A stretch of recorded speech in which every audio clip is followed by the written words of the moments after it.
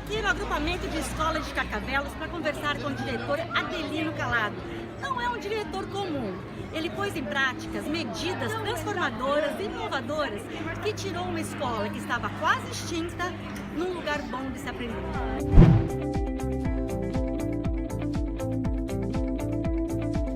Bom dia, professor Adelino. Muito obrigada por ter nos recebido aqui hoje. Então, gostaria de saber do senhor, como era essa escola antes da sua entrada na direção? Era uma escola muito complicada, portanto tínhamos grandes dificuldades em manter os alunos. Os alunos que nós tínhamos e a nossa população vinha toda de dois bairros muito complicados aqui assim de Cascais. Eram zonas muito complicadas, com muitos problemas de drogas e de consumos de várias outras alucinogénios, etc. E, portanto, todos os alunos que nós tínhamos na altura, a determinada altura, eram só esses, porque os outros não queriam vir para aqui, né? Os pais não colocavam aqui. Então estava quase em extinção essa escola? Estava quase em extinção, sim, estava quase em extinção. Portanto, havia que fazer qualquer coisa, tínhamos que mudar, e foi por aí que nós começámos. O senhor conhecia já essa escola anteriormente? Já, eu sou professor, sim, eu sou professor aqui na escola há 32 anos. Professor de Educação Física. Professor de Educação Física, sim. E na altura, portanto, a escola era uma escola boa, chegou a ter muitos alunos a escola. Em 77 chegou a ter 4.000 alunos, portanto foi uma escola e progressivamente foi perdendo alunos porque a insegurança, a taxa de retenção chegou a 50%, é isso mesmo? Sim, era uma coisa terrível porque não havia motivação nenhuma para estudar, era difícil manter os alunos nas salas, era difícil manter a disciplina, era muito complicado. E essa foi a motivação do diretor? A motivação foi porque, de facto, a escola estava a perder candidatos, estava a perder alunos e, portanto, nós também estávamos quase nós, professores, a perder o nosso emprego. E, portanto, havia que fazer qualquer coisa e aquilo que resolvemos foi fazer com um grupo de trabalho. Resolvemos. O senhor e quem? Quem é essa Era a equipa de professores, que nós tínhamos muitos professores do quadro e já só tínhamos praticamente professores do quadro, portanto já não havia professores contratados porque não era preciso. E com meia dúzia de professores do quadro começámos a pensar e a repensar o que é que poderíamos alterar para alterar também aquilo que é a percepção que as pessoas têm da escola. E mudar a percepção é muito difícil, não é? É mais difícil do que mudar a realidade mesmo. E portanto foi isso que fizemos. Fizemos um então, projeto. Essas medidas, Sim, fizemos um projeto, um plano há 15 anos. Era uma coisa que toda a gente dizia que era uma loucura, mas porque mudar coisas em educação não se muda de um dia para o outro, não é? E portanto tem que se mudar progressivamente e com tempo. E começámos a alterar. Escolhemos 3 grandes pilares para o desenvolvimento do projeto. Quais são esses? O primeiro pilar é a relação humana, ou seja, humanizar a escola. A escola estava muito administrativa, estava muito tradicional, o professor lá em cima, os funcionários, os alunos, portanto, muito tradicional. Aquilo que nós tentámos fazer foi humanizar a escola, ou seja, trabalhar muito a relação pessoal, trabalhar muito a relação humana, trabalhar muito a relação pedagógica. Esse foi o primeiro grande pilar. O segundo grande pilar era uma questão que continuamos a desenvolvê-los, continuamos a ter isso como base, que é a negociação, ou seja, temos que negociar tudo. Tudo deve ser negociado. Então, tudo conversado com os alunos. Com os alunos, com os professores, com os pais, com os funcionários, tudo. E encontrar sempre um bom negócio é que eles todos ficam satisfeitos. E, portanto, é preciso negociar muito, conversar muito, falar em todas as situações, mesmo aquelas mais complicadas, negociando as soluções. E esse continua a ser, digamos que, o cariz fundamental e a questão fundamental. E o último pilar é o mais difícil, e é aquele que cada vez é mais difícil, que é a paciência. Eu vi o senhor dizendo que um bom professor, né, as características de um bom professor tem que ter a paciência. Exatamente. Que é aquilo que nos vai faltando. Não é? Portanto, é preciso ter muita paciência para conseguir dar tempo a que as coisas evoluam, que as coisas se resolvam, ouvir coisas que às vezes não gostamos de ouvir, ter a paciência suficiente para conseguir aguentar aquilo que são as nossas convicções, que às vezes pediam uma resposta imediata, mas pensar bem, ter paciência e esperar que elas aconteçam. E quais foram essas medidas, professor? As medidas têm muito a ver com... A primeira medida que tivemos foi, ou que quisemos fazer, foi diagnosticar bem os problemas. O que é que acontece para depois podermos agir. E aquilo que surgiu logo à partida foi, numa leitura daquilo que são as atas das reuniões dos professores, era dizer que os alunos são pouco autónomos, são irresponsáveis, não têm responsabilidade nenhuma, e portanto havia que tomar aqui assim algumas medidas importantes. Uma outra questão fundamental, que na avaliação que fizemos internamente logo nesse momento, é que os alunos diziam não somos ouvidos. E portanto uma das primeiras coisas foi começar a ouvir os alunos e trabalhar a autonomia e a responsabilidade. Resultou?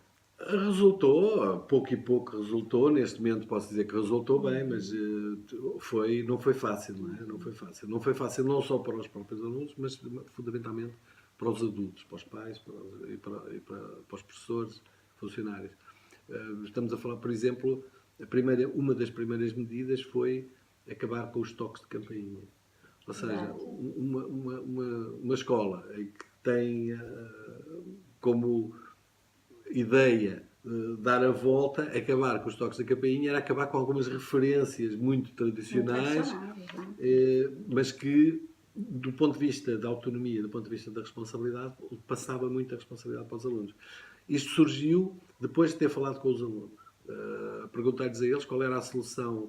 Aliás, quase todas as grandes medidas foram com base em conversas com alunos que se iniciaram. Ao perguntar-lhes como é que era possível modificar e acabar com os atrasos na escola, eles diziam: acabe com os toques. E a gente achámos piada. Houve aqui algumas... Foi complicado no início, não é? Porque as pessoas não estavam muito habituadas, mas de facto o acabar com os toques de campainha resultou muito em termos de um aumento de responsabilidade individual. Os alunos não chegam atrasados. Por outro lado, começámos com outras soluções. A retenção era um problema. A retenção muito ligada, a análise que fizemos era a indisciplina.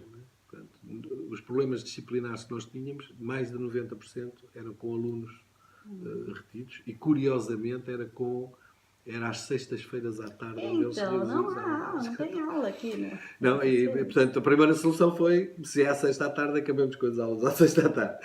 E não temos aulas à sexta à tarde desde aí. A retenção foi talvez a primeira questão que fez. Foi que não faz sentido estar a repetir.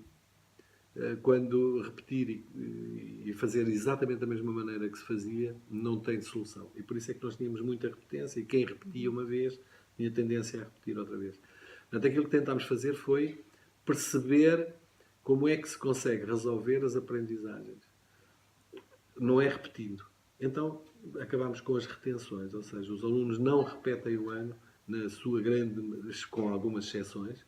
Entre o primeiro e o nono ano de escolaridade não há retenções. Os alunos vão acompanhando o seu grupo de turma e, entretanto, vão tendo os apoios necessários para poder recuperar aquilo que ficou para trás.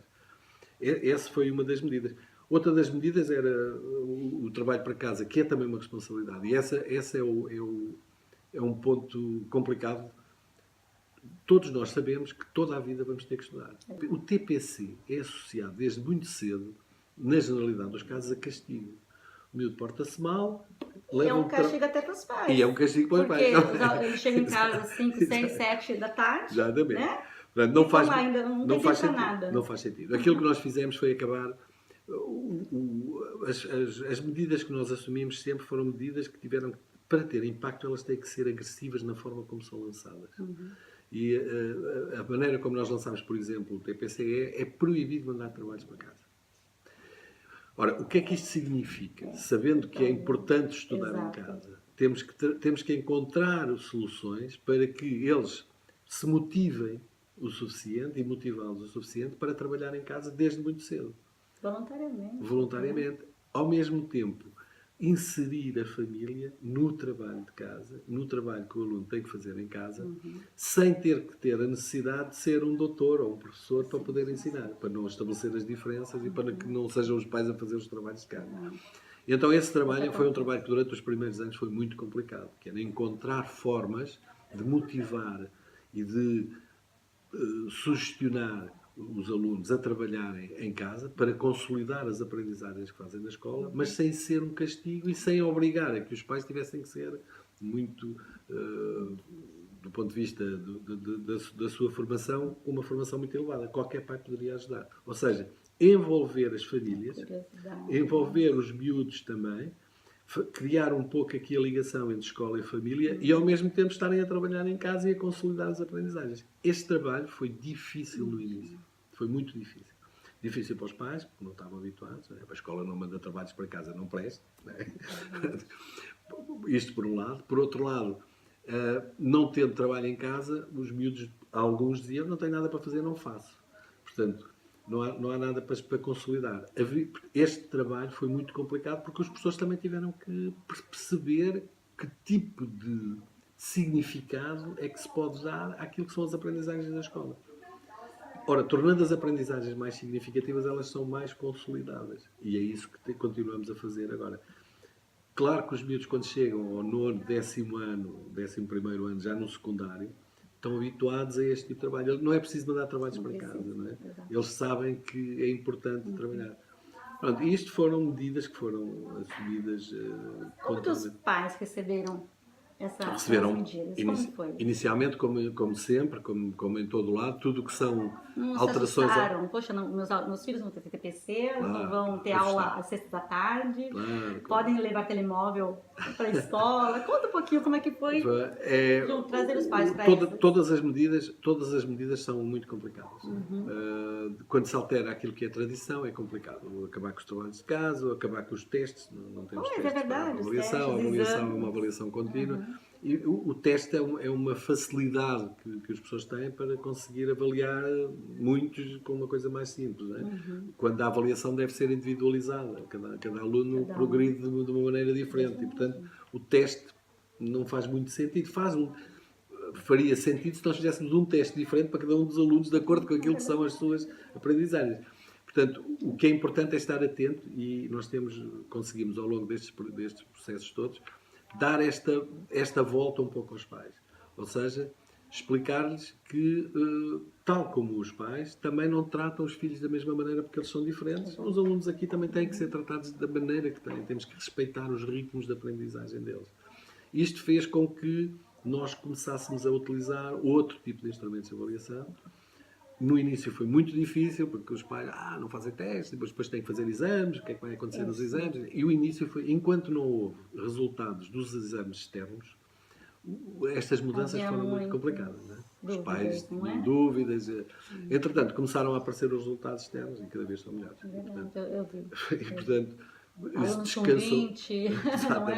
Isso descansou muito os pais. Ou seja, o trabalho que nós temos feito tem sido um trabalho que está a ser reconhecido pelos resultados, mas também por aquilo que é a pessoa que vai saindo daqui. Por outro lado, aquilo que tentámos fazer ao longo destes anos todos foi acompanhar a sociedade. Todos nós dizemos que a sociedade muda todos os dias, mas a escola não muda.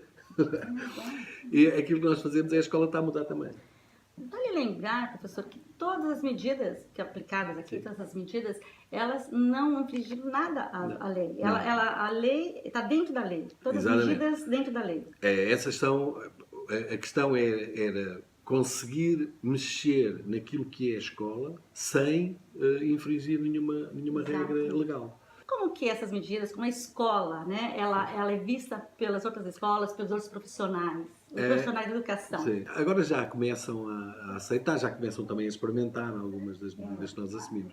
Mas aqui à volta é muito difícil. Longe daqui, as pessoas gostam.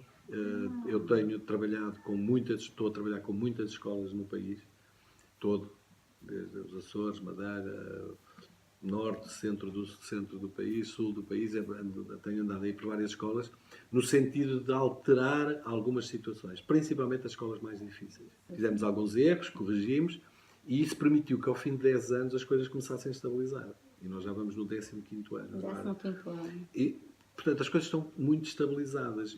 Quando me perguntam e quando me pedem para eu falar sobre a escola, é um choque para quem ainda trabalha do ponto de vista tradicional, que ainda trabalha como sempre fez. Né? Portanto, é muito difícil dizer que a escola não tem testes, não tem trabalhos para casa, não tem campainha, usa-se o telemóvel. não tem manuais. É um choque. É um choque enorme. Mas isso é possível. Não é com o estalar dos dedos, não é? Professor, assim, um lado pai, o senhor é pai. Sou pai e avô. Pai. Então, com seus filhos pequenos, o senhor também aceitava isso, aplicava isso em casa, as crianças não fazerem o TPC? Conta um pouquinho desse lado pai do diretor. Aquilo que era a minha visão como pai foi aquilo que eu tentei passar como professor. E não é por ser obrigado a trabalhar mais, ou mais trabalhos para casa, ou mais explicadores, ou... E o que o senhor dizia aos professores dos seus filhos? Não, eu tive sempre grandes... eu tenho 4 filhos, e talvez a última... Era algo novo, não é, professor? Sim. A questão dos professores, os professores queixavam-se sempre muito, que eles falavam muito, todos eles. E essa é uma das questões que é preciso mudar, os professores têm que mudar. Os alunos falam muito e eu costumo dizer, quando passo pelas salas e a sala está em silêncio, aquilo está a correr mal. Porque tem que haver movimento. Tem que haver movimento, porque os miúdos não conseguem estar quietos. Não há ninguém que consiga estar quieto 1h30. E se tiver 1h30 com atenção, na outra 1h30 estou a dormir de certeza. Portanto, os alunos, para poder aprender, têm que falar. Expressão, né? Tem que se expressar. Tem que se expressar, porque senão ficam... Há normalmente questões que são difíceis de trabalhar.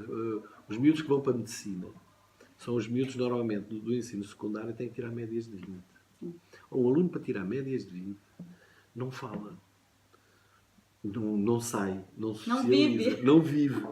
E depois o que está a acontecer, e nós estamos a verificar isso, é que temos médicos que são muito bons técnicos, mas não sabem conversar com os doentes. E a maioria das doenças curam-se a conversar. Não é mais a psicologia. Exatamente. Portanto, se nós não os habituamos a falar, se nós não os deixamos conversar, eles depois também não conseguem expressar-se. Não conseguem expressar aquilo que... Você vê isso nos jovens hoje? Vê-se completamente. Vê-se completamente. Eu costumo dizer, os miúdos, ainda mais com as tecnologias, cada vez há mais apelo à tecnologia. Há mais o mundo de fechar. Se nós não conseguirmos trabalhar, porque ninguém ensina o miúdo a mexer no telemóvel. Não. E o grande problema dos telemóveis é que nós não ensinamos os alunos a trabalhar, nem os alunos nem os filhos. Damos o telemóvel agora amanhã. E passado uns tempos ele sabe mais do que nós. Porquê? Porque foi aprendendo sozinho. Erro, corrige. Nós não fazemos isso. Nós temos até medo de carregar no botão para ver o que é que pode acontecer.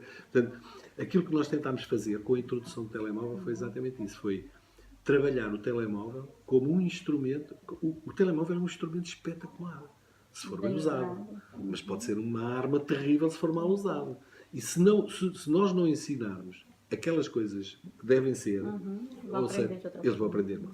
A regra de utilização do telemóvel aqui na escola foi feita por eles. Demorou 1 ano. Eles fizeram, a Associação de Estudantes fez uma listagem, fez várias reuniões com as turmas, perguntar que tipo de artigo é que devíamos pôr no regulamento interno. Porque, segundo a lei, os alunos não podem transportar equipamentos eletrónicos para a escola. Exceto se estiver no regulamento interno. E então, o regulamento interno, quando eles terminaram, demorou 1 ano inteiro, foi 1 ano letivo inteiro, e foi curioso quando apresentaram, e então o artigo dizia: o telemóvel pode ser utilizado para fazer 42 coisas. Há coisas que eu nem sabia para que é que servia o telemóvel. Dá para gravar, para fazer contas, para utilizar, para pesquisar, vírgula, se o professor deixar. Se o professor não deixar, é considerado uma falta muito grave. Professor, há muitos alunos brasileiros estudarem aqui na escola? Há muitos. Este ano temos 35 nacionalidades diferentes. 35 nacionalidades? Sim. Mas neste momento, houve um momento em que eram muitos alunos dos países de leste, e neste momento cada vez são mais brasileiros que têm vindo para Portugal e neste momento é o maior contingente de alunos estrangeiros é do Brasil. Mas corre tudo muito bem. Nesses 15 anos, o senhor diria o quê?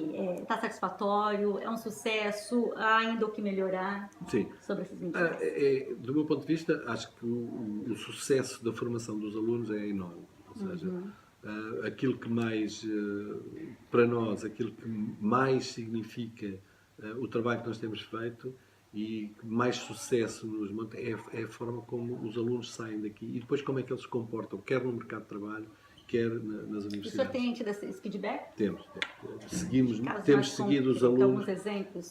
A Secretária de Estado foi nossa aluna, a Educação. Portanto, há alunos, temos alunos em vários institutos, em várias empresas com muita qualidade, temos alunos praticamente nas últimas avaliações que fazemos, uma avaliação mais externa, em termos dos cursos profissionais, portanto, aqueles para o mercado de trabalho, nós temos, neste momento, relativamente aos anos anteriores, temos mais de 90% dos alunos no mercado de trabalho. Portanto, isso é um sucesso. Em termos das faculdades, nós estamos com um acesso muito melhor do que aquilo que é o acesso médio das escolas, mas não é o acesso, é depois a continuidade. E a continuidade tem-nos dito que os alunos terminam no tempo adequado, ou seja, estão melhor preparados para avançar para uma outra forma de estudar, para uma outra forma de formação. E do ponto de vista pessoal, um aluno que sai daqui sai com uma formação um bocadinho diferente, ou seja, é muito mais solidário, está muito mais habituado a conversar, consegue expor as suas ideias, e isso tem-nos dado alento para continuar. Agora, não é para parar, porque o mundo não para. O que o senhor melhoraria? O melhorar tem que ser, eu acho que as coisas para melhorarem têm que ser sempre de acordo com aquilo que vai acontecendo na sociedade. Nós temos que olhar para aquilo que se vai passando, quais são as alterações que estão a acontecer. Acompanhar, então. Por exemplo, a introdução. Embora o nosso plano, o plano que nós traçamos foi sempre acompanhar aquilo que são as novidades sociais. Ou seja, uma das questões que apareceu há 1 ou 2 anos foi o peso das mochilas. Como é que se pode? Como é que nós podemos diminuir o peso das mochilas? Como que é? Aqui os manuais? Diminuir o peso da mochila, o livro tem que ser menos pesado, tem que ser mais leve. Então. Contactar as editoras, não é hipótese. Eles têm 100 páginas, têm não sei o quê, cada vez são melhores, são mais pesados. Então acabamos com os manuais. Acabar com os manuais, isso vai ser difícil. Então, experimentámos o ano passado, em 3 anos diferentes, 5º, 7º e 10º. Não há manuais. O que é que há? Tablets ou computadores, ou telemóveis, e vamos começar a utilizar. E, por isso, o que é que isto significa do ponto de vista da prática? Significa que eles têm que começar a construir portfólios, que é para depois poder ter qualquer coisa escrita. Experimentámos o ano passado. Resultou, este ano foi completo. Já aboliu os manuais. Não há manuais. Não há manuais porquê? Porque com os computadores e os coisas nós conseguimos ter as mochilas mais leves, que era o primeiro objetivo, e ao mesmo tempo temos acesso a todos os manuais, não temos só um. Portanto, o computador permite isso. Por outro lado, isto poderia ser um problema, porquê? Porque é tudo digital, fica todos, então vamos construir portfólios, ou seja, os alunos são obrigados a ter portfólio. O portfólio vai e curiosamente aquilo que nós achamos é que o portfólio deve ser manuscrito. Não pode ser digital, mas tem que ser manuscrito. Porquê? Porque não podemos perder a ligação ao papel e a tudo o que é escrita e tudo aquilo que é a consolidação das aprendizagens, que se faz muito, não por copy-paste, mas se tiver que escrever, pelo menos tenho que ler e tenho que escrever. E, portanto, isto também tem feito, ao mesmo tempo, está a contribuir para aprenderem uma coisa que normalmente nas escolas não se faz, que é apresentar um currículo quando vão concorrer a uma empresa qualquer e têm o seu portfólio. Ao mesmo tempo, está a ensiná-los a trabalhar para a faculdade, porque nas faculdades também não há manuais, há abseventas. Professor, então deixe uma mensagem para os jovens, de acordo com toda essa experiência de 15 anos que o senhor tem acompanhado aqui na escola. Não, a mensagem mais importante que eu daria para os alunos tem a ver com a forma como encaram a relação da escola com a sua própria vida. A escola é o início da vida social, é e pode ser o início de uma enorme carreira, desde que sejam determinados. Ou seja, todos nós queremos aprender, mas é preciso saber e escolher os momentos exatos em que devemos escolher isto e não escolher aquilo. E depois de escolher bem, com a ajuda dos professores, dos colegas e das famílias, e ser determinados naquilo que têm que fazer. Professor, quero parabenizá-lo por esse trabalho tão bonito que o senhor tem feito aqui há 15 anos, no agrupamento de Carcavelos, e agradecer por essa entrevista. Obrigado. Fico por aqui, até a próxima.